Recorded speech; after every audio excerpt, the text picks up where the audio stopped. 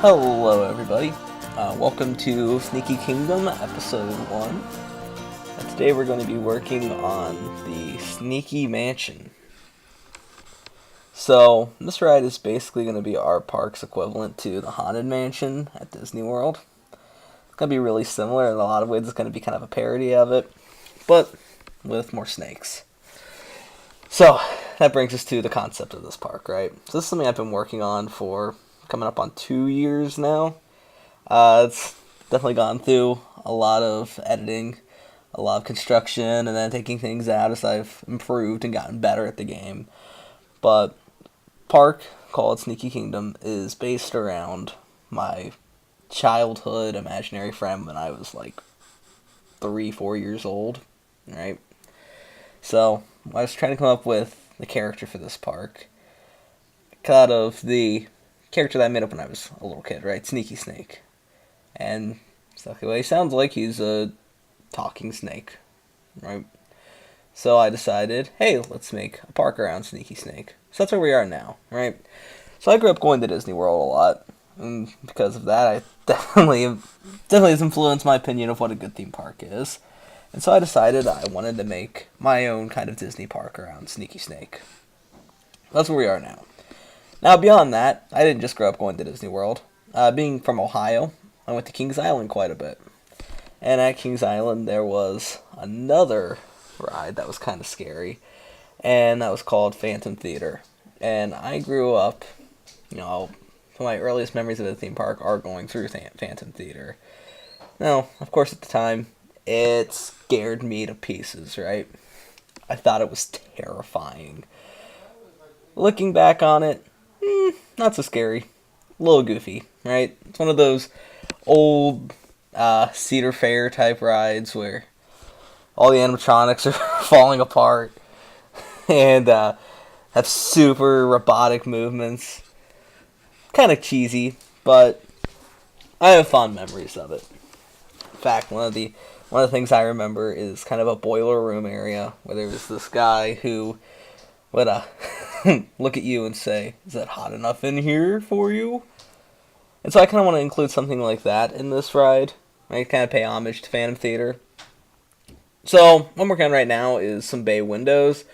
They're gonna undergo a little bit of editing, a little bit of work as this goes on. Right now, I think they're a little bit too tall, a little bit too big.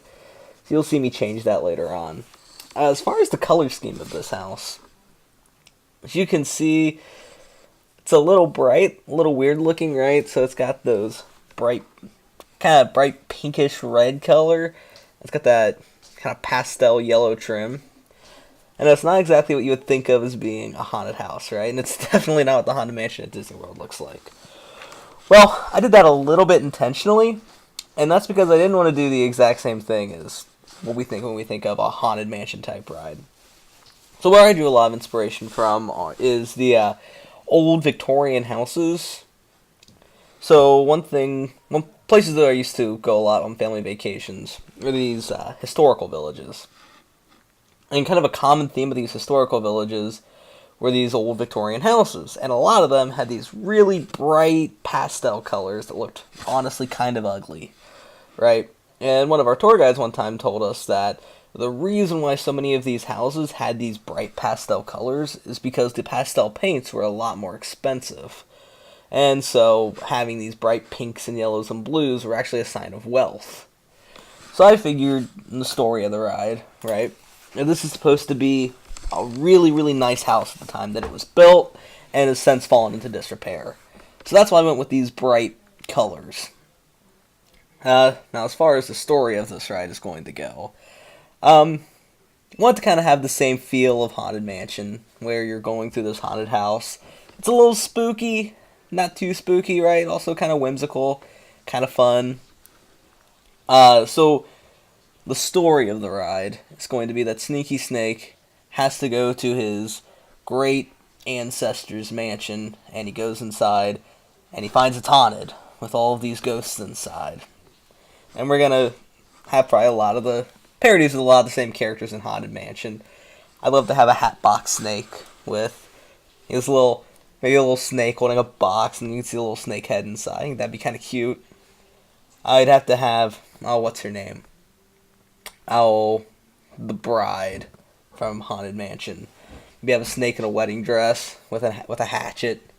It'd be kind of cute. As you can see, what I'm doing right now is I changed that awning. As much as I like that haunted house piece, the haunted house roofing piece, it just looked a little bit too awkward there. Right, so if you looked at it from the side, you could see into it, and it just didn't look that great. So I figured instead I'd have a little stone porch area, and take the tile roof awning. So, continuing to work on that porch right now. Where was I? So, what this is going to be, right, is a facade. So this is going to be what the guests see when they're walking through the park, when they're walking into the queue to get into the ride. Now, I'm sure a lot of you guys know, when you get into the Haunted Mansion, the building itself you're in is not a mansion. It's a giant box, right? Because it would be a lot, super, super, super expensive to build this whole mansion and have this ride inside of a mansion, especially when the guests aren't going to see 90% of it, right?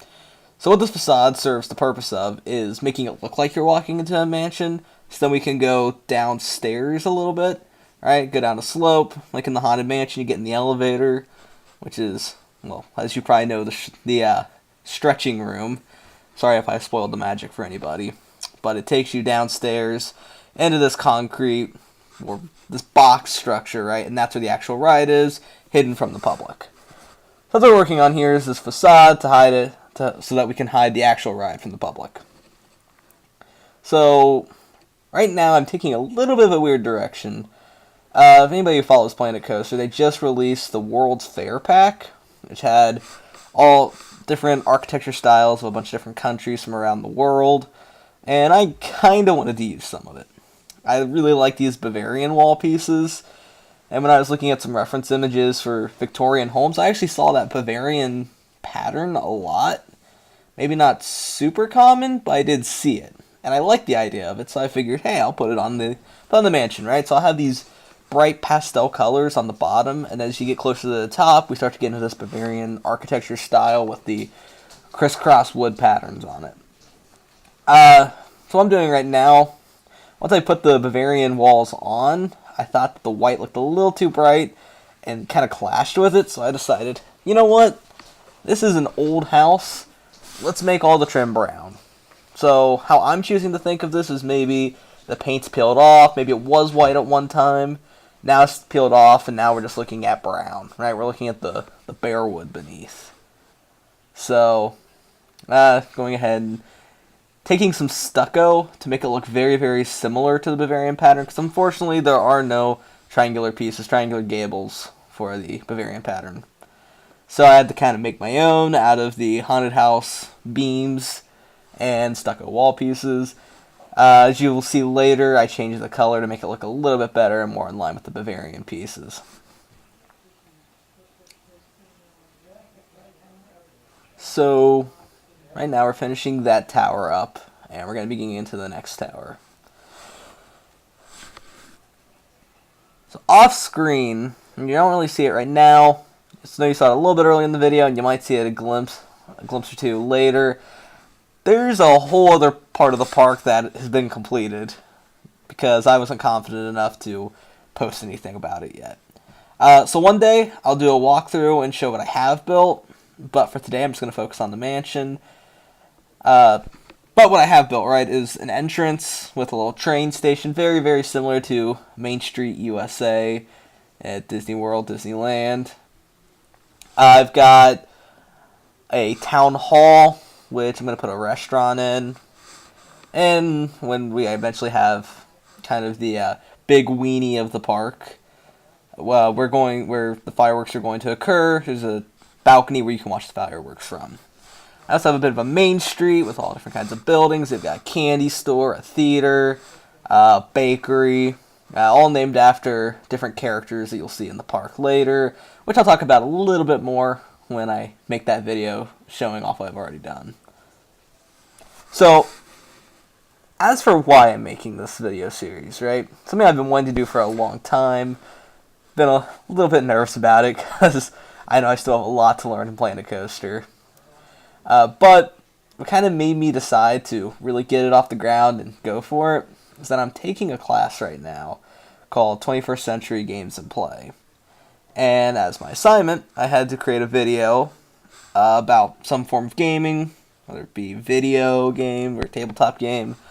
And I decided, hey, I love Planet Coaster. It's probably one of my favorite games of all time, if not my favorite game of all time. If I had to make a video, when's a better time to try and start making Planet Coaster videos than now? So that's why I'm getting into it now, and I'll be honest, I don't know how frequently I'll be able to post or keep the series up. Namely because I'm an engineering student, and that means that I have a lot of work. But when I get the free time, and when I have the free time to build, free time to edit the videos, I will try and keep this series going, because I really do love Planet Coaster, and I really do love working with this game, and I think it'd be really great to get some of my work out there. When I first started, goodness knows, I didn't know what I was doing at all. It honestly took me at least a year and a half to really get comfortable with the game. And a lot of how I did that was watching other Planet Coaster creators. So people like Mass Bandit, In7, Geekism. My gosh, they're amazing. I hope that one day I'll be able to at least come somewhat as good as them. But love watching their videos, love watching what they're able to do with the game, and it inspires me to try and get better at it myself. So, working on kind of this left tower piece right now. My goal is for this thing to look really, really big. Look like it could hold the entirety of the ride.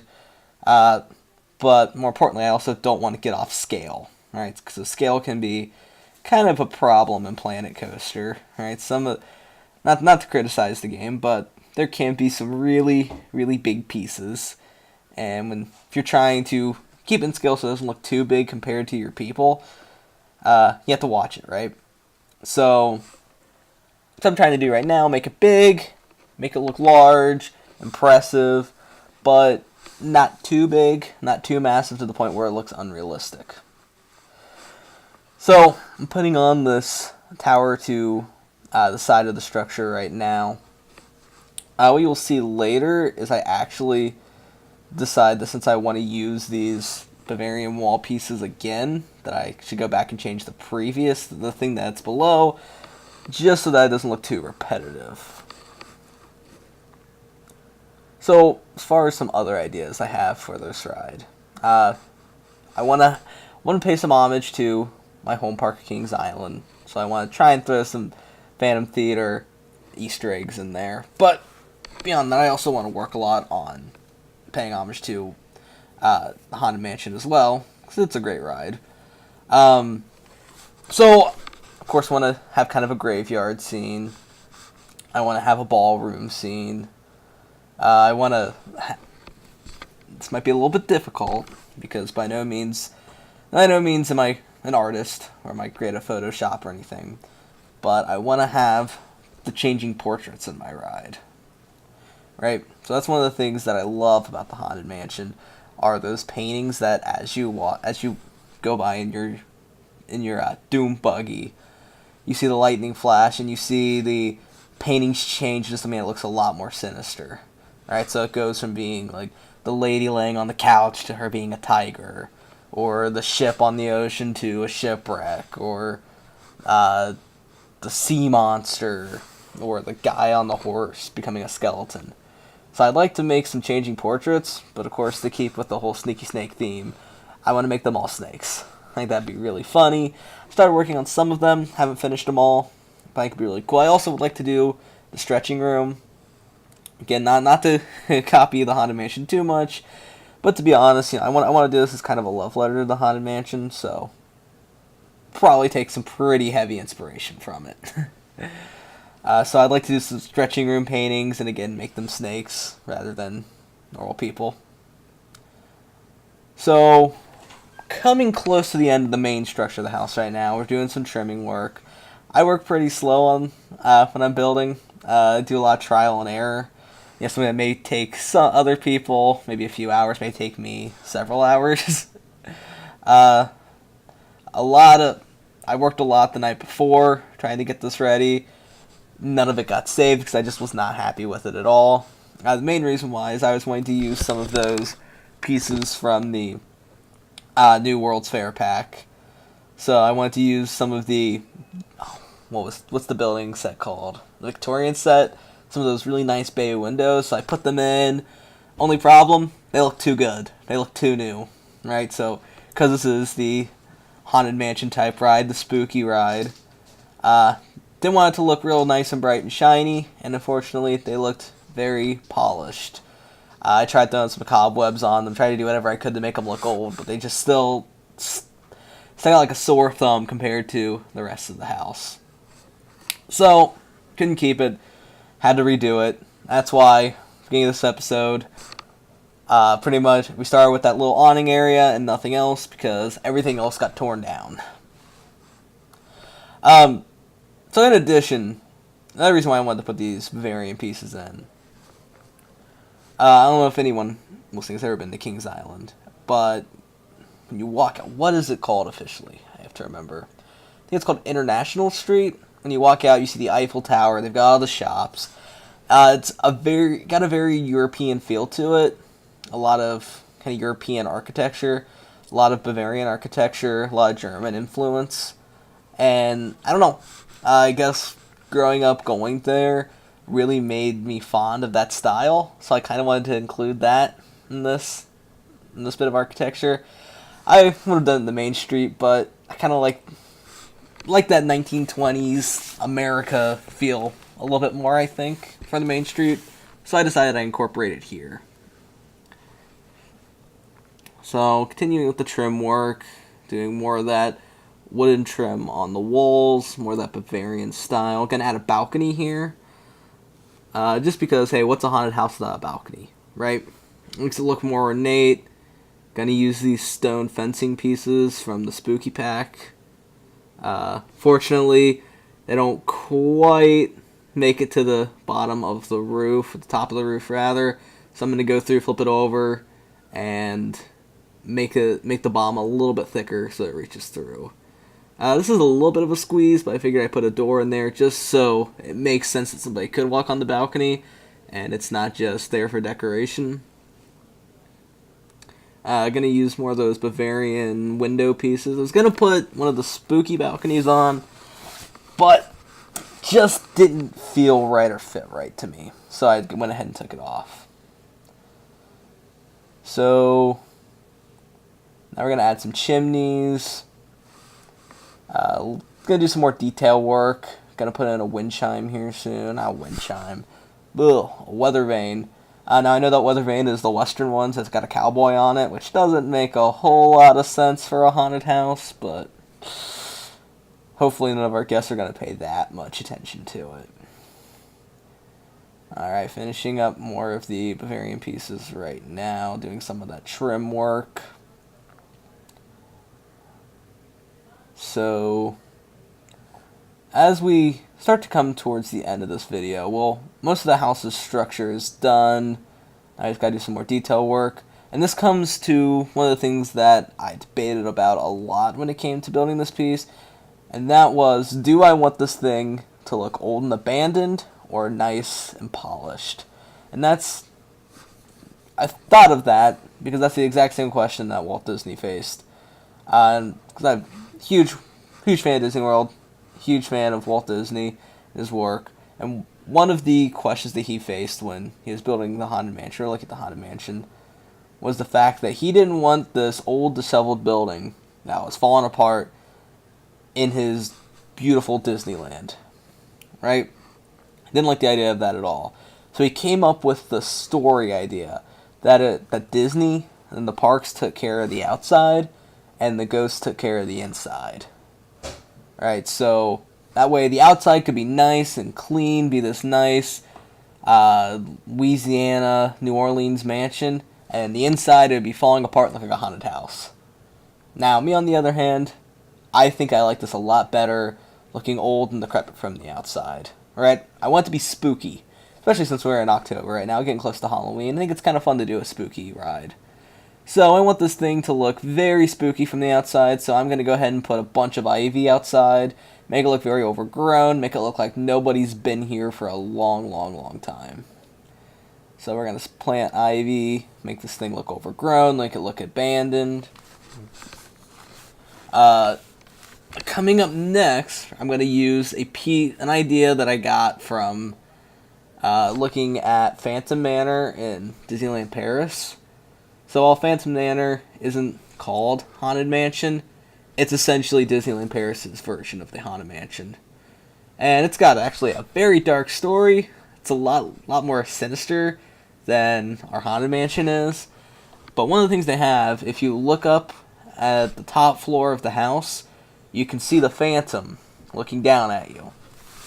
And I always thought that was a little creepy, right? Same thing with Phantom Theater at Kings Island. At the top of the first area where you go through the queue, there would be this phantom who would look down at you. So I thought, hey, wouldn't it be kind of fun to have a ghost looking down from one of the windows? So pretty soon you're going to see me building a ghost to put in one of the windows. Right now, we're adding these gargoyles outside the front door. They look a little spooky, look a little scary, so they'll add to the whole scary theme of the house. I'm going to go ahead and try and make it, because this is the Snaky Manor, it's going to be snake ghosts, right? So I tried to make it out of this statue I already made for Sneaky Snake. Didn't quite work out well, so I figured, I'll just rebuild it. Not too hard, just get the outer shapes, make snake shape. Right, so I got this light blue color to make them look a little bit spookier. Make them look a little bit more ghostly. Gonna give them red eyes to make them look kind of sinister, a little scary. And we're gonna put them right in that window right there. That is not covered by ivy, so that guests, when they look up, when they're in the queue of the line, they can look up and see this ghost looking down at them. And this is kind of the same art style I'm gonna use for the rest of the snake ghosts in the house.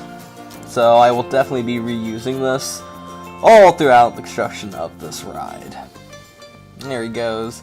He's getting in his little spot right there. So with that, that's going to take us to the end of this video. Thank you so much for watching. Thank you so much for taking a look at it. I'm going to try and get these out as often as I can. If you like the video, please go ahead and give it a like, subscribe, and thank you for watching, and have a great day.